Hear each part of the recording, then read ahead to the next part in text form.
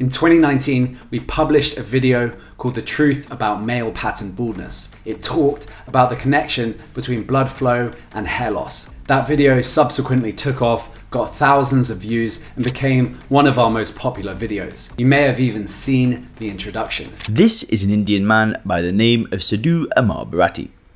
As an act of religious devotion, Sadhu held his arm above his head for an unbelievable 40 years and counting. Although that video was controversial, it clearly resonated with the viewers who wanted to understand hair loss better so that they could do something about it.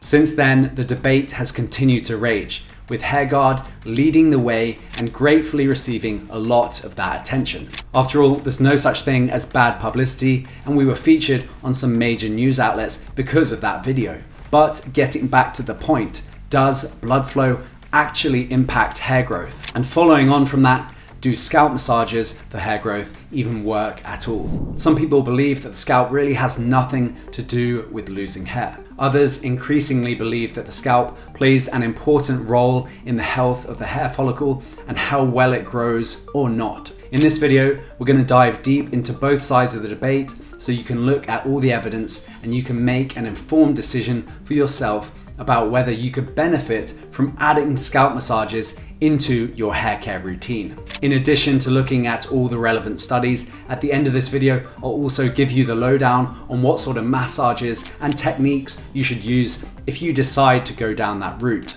Okay, let's jump in and get started.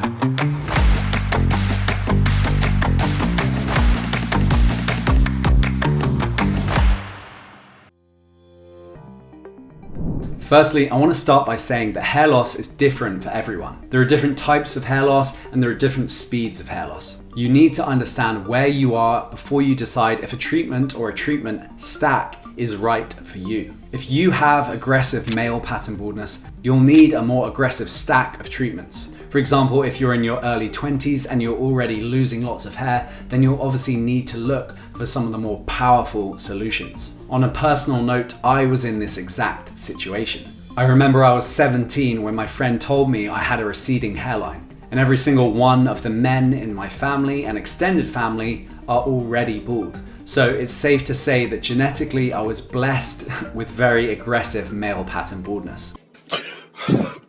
If you're in your 30s with only a small amount of thinning and receding, then you probably don't have aggressive hair loss. In this case, stabilizing your hair loss will be much easier. Be aware of your situation, since what I say in this video cannot be applied to all situations of the hair loss spectrum and all different types of hair loss. I need to generalize somewhat, so just keep that in mind. We're going to talk mostly about hair loss in men, but a lot of the same principles apply to women too. So for the women watching this, you also get a good idea if scalp massages could work for you too. Okay, so blood flow and hair loss. Scientists have known for a long time that men with androgenetic alopecia have poor blood flow in their balding areas, particularly the frontal part of the head. In areas where there is no hair loss, like the side and back of the head, their blood supply is normal. Men without AGA show no such pattern. In other words, they display no blood supply differences between the frontal area and other parts of the scalp.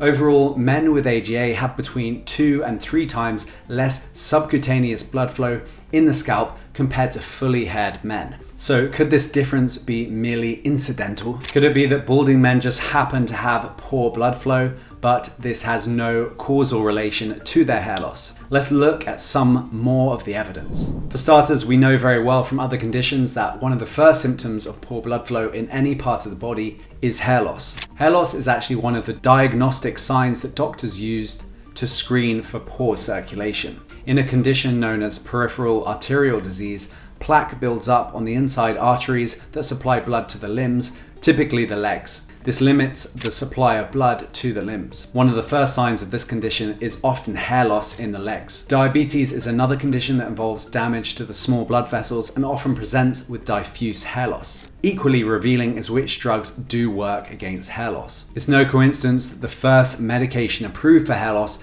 was minoxidil. This drug is a powerful vasodilator brought to market specifically on account of this property. When we say it's a vasodilator, we mean that it widens the blood vessels, allowing more blood to pass. Within 15 minutes of application, topical minoxidil increases blood flow to the scalp 3-fold. Is it a coincidence that the first and the only FDA-approved topical for hair loss increases blood flow in the scalp threefold? To date, scientists haven't been able to find a more convincing explanation for its mode of action. But let's take a look at the counter argument. A logical possibility is that while blood flow and hair loss are linked, the arrow of causality points in the other direction. In other words, it's possible that hair fall precedes and causes poor blood flow and not the other way around. Maybe the hairs fall out and for some reason then after that less blood supply is needed in the scalp and hence it is reduced. Then there are all types of hair loss that don't involve reduced blood flow,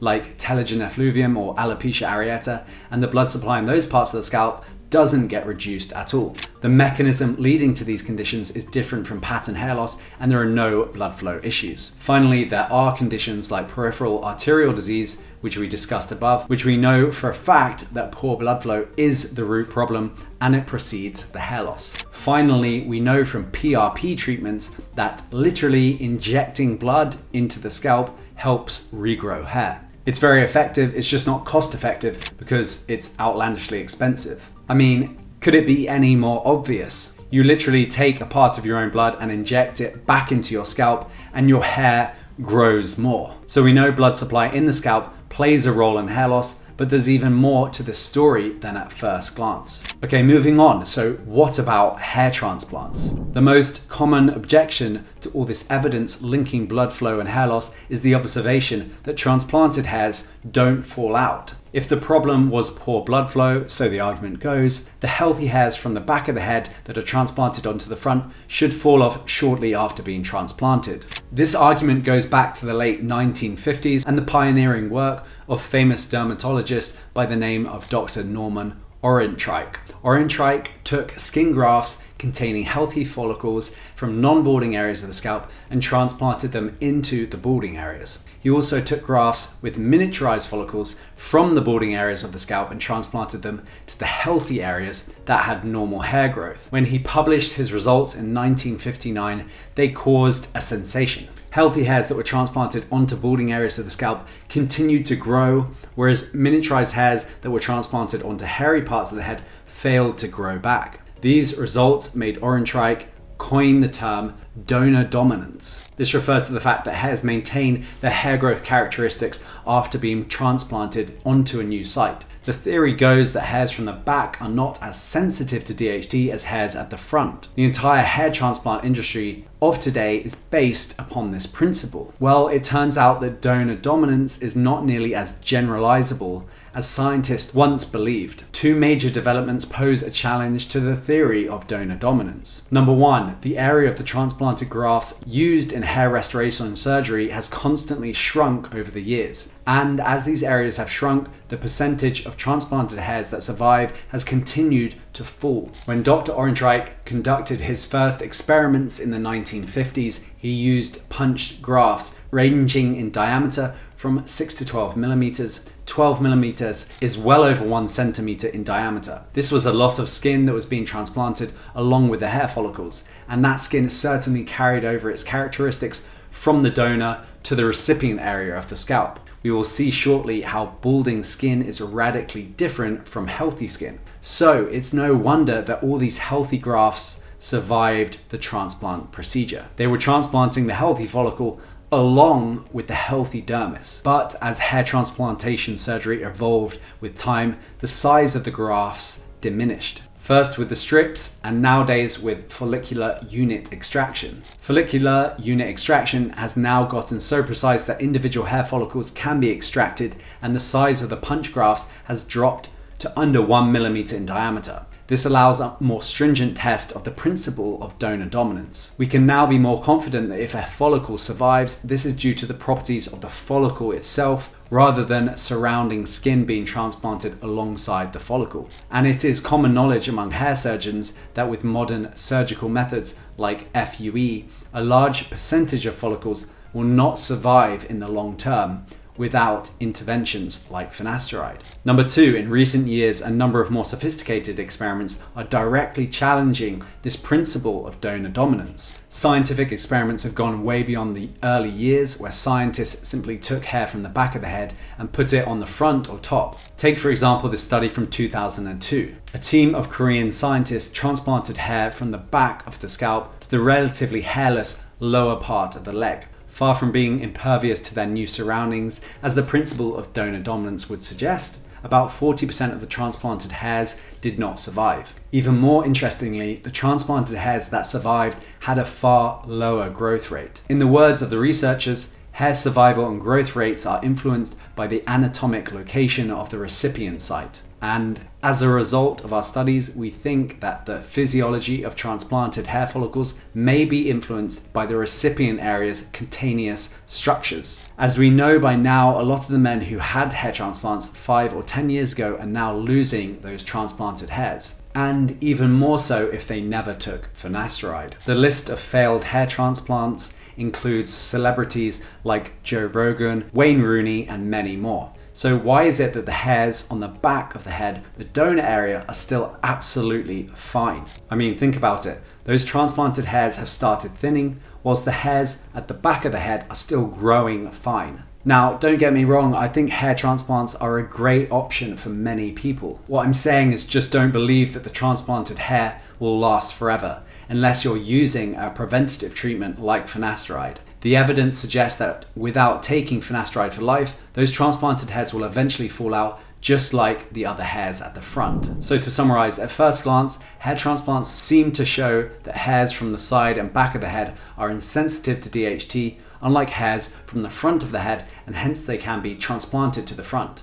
But upon realizing that transplanted hairs do actually start miniaturizing too, just after 5+ years or so, if the patient doesn't take finasteride, we realize that all hairs are probably equally as sensitive to DHT, and therefore it must be the location on the scalp that actually really matters. So here's where we tie this back to scalp massages. Now, having dealt with the most common objection to the link between blood flow and hair loss, let's get back to the main topic of this video: scalp massages and blood flow. As we saw, minoxidil is one way of restoring blood flow to the balding parts of the scalp. But the effectiveness of minoxidil is fairly limited, so what other options are there for restoring blood flow to the hair follicle root? A landmark study in 2010 showed a very different way of improving blood supply to the balding scalp. Doctors injected the scalp perimeter muscles of 50 balding men with a compound which caused flaccid paralysis of the muscles. There were just 2 sessions, 24 weeks apart.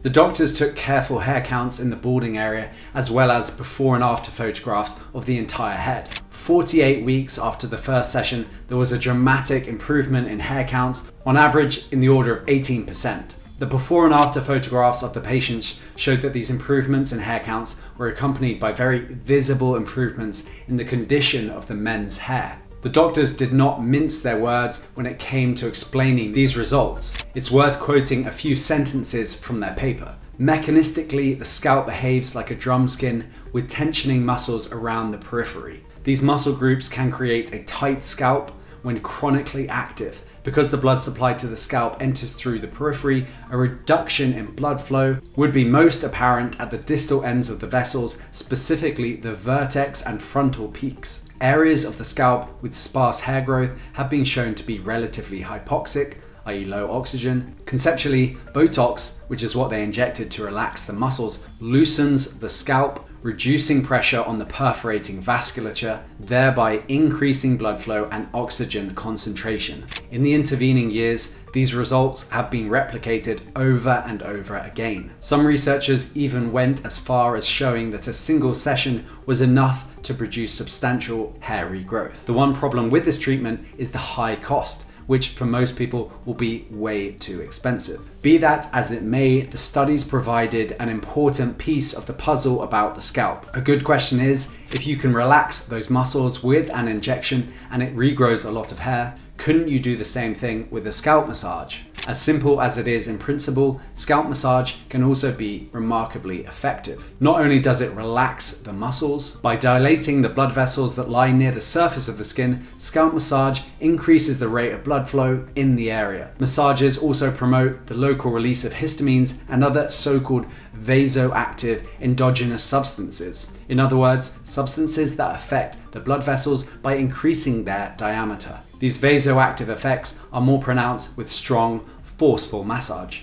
Unsurprisingly, researchers have found scalp massage to be beneficial for hair growth in both balding and healthy men. In a study published out of Japan, 9 healthy men without hair loss were given 4 minutes of daily scalp massage on one side of their head using an electrical massage device. The researchers measured total hair number, thickness, and growth speed at up to 24 weeks of treatment. While the hair growth rate and total hair number did not improve significantly, hair thickness showed a noticeable improvement after 24 weeks, meaning that the average diameter of the hair shafts had increased significantly. Bear in mind that even a small increase in hair shaft thickness can lead to a significant increase in total hair volume. This is because the volume of each hair shaft is a function of the square of its diameter. The researchers suggested 2 possible explanations for this effect: increased blood circulation and direct mechanical stimulation of the hair follicle cells. They also provided evidence that mechanically stretching the follicles can affect the expression of certain genes that are critical in regulating the hair growth cycle, resulting in more robust hair growth. A large 2019 study was the first to study the therapeutic potential of scalp massages for men with androgenetic alopecia. The sample comprised 327 participants with AGA. The majority of participants were male with a wide range of hair loss stages. They used nothing but their own hands to massage their scalps for varying lengths of time, up to several months. Overall, nearly 70% of men who did this reported that they had either stabilized their hair loss or regrown new hair. The results were largely dose dependent with no apparent upper limit. So in other words, the longer you massage, the better the results you could expect, which is really interesting because most other treatments like finasteride and minoxidil won't be more effective if you do them 3 or 4 times as often. All types of hair loss responded to the treatment, though those with diffuse thinning reported somewhat lesser changes than those with frontal, temporal, or vertex thinning, aka a pattern. The authors of the study suggested several mechanisms through which scalp massages achieved these results. These obviously included an improved blood supply to the scalp, as we were discussing above. But an additional mechanism that the authors identified involved the amelioration of the fibrosis that is typical of balding scalps. So what exactly do we mean by fibrosis? This is the process where the body creates too much collagen. Collagen is a protein we naturally produce and which helps to form the connective tissue in our body. You've probably seen all sorts of collagen cosmetic treatments being advertised left and right, and for good reason. Collagen production in the skin decreases with age and it's vital for youthful, healthy skin. When there is too much collagen, however, it can build up in an organ or tissue and cause scarring and stiffness, interfering with its normal function. This can happen in various parts of the body, including the lungs, liver, and heart, and can be caused by various factors. Researchers have long known that balding scalp tissue is markedly different from healthy, non-balding scalps. In the hair loss community, we tend to focus overwhelmingly on the hair follicle, and for good reason. After all, this is what gives rise to the hair shaft. But in baldness, there's also a lot going on in the space surrounding the follicles, the so-called perifollicular space. Excess collagen starts to replace the healthy tissue and build up in the perifollicular space, contributing to the hair follicle's shrinkage and eventual death. The fibrosis also visibly changes the texture and quality of the balding scalp. If you see someone who's been bald for some time, you will notice their scalp appears unnaturally smooth and shiny. It's also thinner and harder. This is the result of fibrosis that has been left unchecked for years on end. Well, it turns out massage can also help break down that fibrosis. For example, in burn patients with persistent scarring, massages are well known to help break down and improve the appearance of the scars. Though we don't have any direct evidence, it's highly likely that the same process happens when we massage the balding scalp. The fibrosis gradually but steadily breaks up, allowing the follicles to spring back to life. These two properties of scalp massage combined, namely its ability to restore blood supply to the follicles and break down the fibrosis that's built up between them, probably accounts for most of the remarkable results we've observed. So when and why to use scalp massages? We've looked through the relevant information on hair follicle blood supply, scalp health, and scalp massage. Now I think it's important to point something out. Scalp massages are what I'd call a natural treatment. They don't involve the use of a pharmaceutical. There are no harsh chemicals that disrupt your hormones. Another important distinction compared to using pharmaceuticals is the scope of the improvement. If you improved your hair growth using scalp massages, then those results can be cumulative, as in you've actually made a physical change to your scalp. Maybe you've relaxed the scalp muscles or broken down some of the fibrosis. Either way, your scalp has actually become more healthy for hair growth. It's kind of like going to the gym and becoming more flexible. The results can compound over time. This is not quite the same thing as using minoxidil or finasteride. In this case, your body becomes dependent on those solutions to maintain the hair. And stopping the treatment means losing all the progress. I'm not saying one or the other is good or bad. I'm just pointing out a difference between getting further down to the root cause versus just using a pharmaceutical. For a lot of people, I actually think a combination of both natural and pharmaceutical treatments is the best. One study found that combining muscle relaxing injections and finasteride gave absolutely outstanding responses. It was one of the most effective treatments we've ever seen. Much like combining minoxidil with dermarolin works incredibly well. Combining a natural treatment with a pharmaceutical seems to do a very good job. Maybe one day scalp massages will just be a part of a normal hair care routine. You brush your teeth, you exfoliate and moisturize your skin, and you give the scalp a quick massage. But unfortunately, if you're waiting for scalp massages to be FDA approved or undergo a large-scale study, you will be waiting a very long time. Large-scale studies require hundreds of thousands, if not millions of dollars in funding. So the only way a large-scale study will get funded is if a company is going to make a lot of money from it. And as a natural treatment, which anybody can easily do at home, like a scalp massage, is never going to be put up for a large-scale study, unfortunately. There's just no financial incentive for anybody to do so. So I appreciate that people want to focus on what's proven in large-scale studies, but that doesn't mean completely giving up on any natural treatment that hasn't been in a large-scale study. If there's enough other evidence to suggest it helps, then it might be worth adding to your routine to see if it works for you. So we've seen A,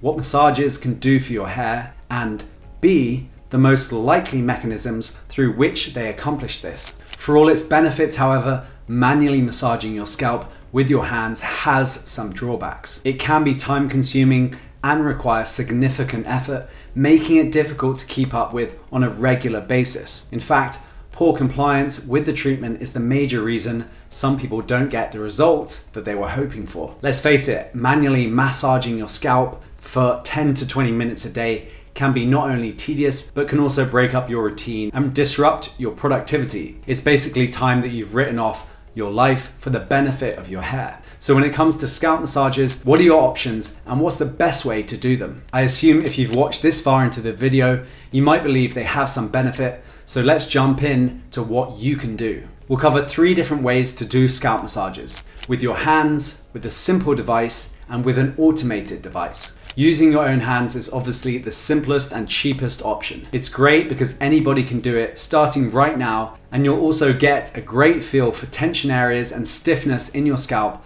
so you'll know what areas to focus on. With hand massages, the main areas to focus on are relaxing the perimeter muscles, lifting up the entire scalp to reduce tension, and pinching and squeezing at the top of the scalp to reduce fibrosis and activate growth factors. If you want detailed step-by-step videos of how to do scalp massages, we have a page on hairguard.com where it's all laid out, so I'll link to that free page in the description. Okay, secondly, using a simple massaging device. I really like this scalp brush. You can really vigorously brush the scalp surface and also move the entire scalp around. We're actually giving away these scalp brushes on hairguard.com, so if you want one, you'll just need to cover the shipping cost. You can take it and brush upwards and across the scalp, and you'll notice the scalp gets a little red after a while, but it feels great. If you use a topical hair loss treatment like Maxoxidil, then I also highly recommend using this brush before you apply the liquid, as it will greatly help it penetrate into the scalp. You can use the scalp brush and then apply Max Oxidil,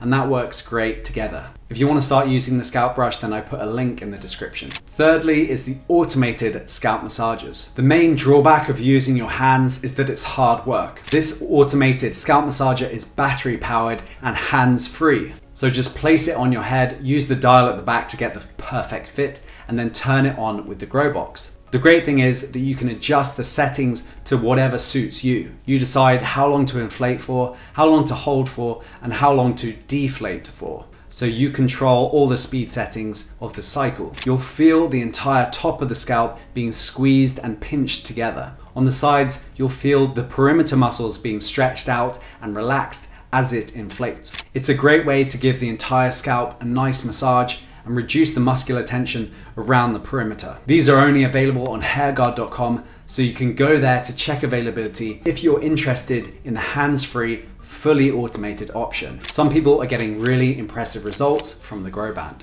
You should watch Alex's 90-day hair growth challenge with the Grow Band as well. I hope that was helpful for you to decide if you want to use scalp massages for yourself. I really hope there's going to be more studies done in this area of hair loss, so we have more to discuss in future videos. The topic itself is fascinating. Hopefully we're getting a little closer to fixing the actual root cause of pattern hair loss. If you have any questions or comments, please leave them below and I'll try to answer them all. Hit that like button if this video has been helpful to you. Thanks so much for watching, happy massaging, and I'll see you in the next video.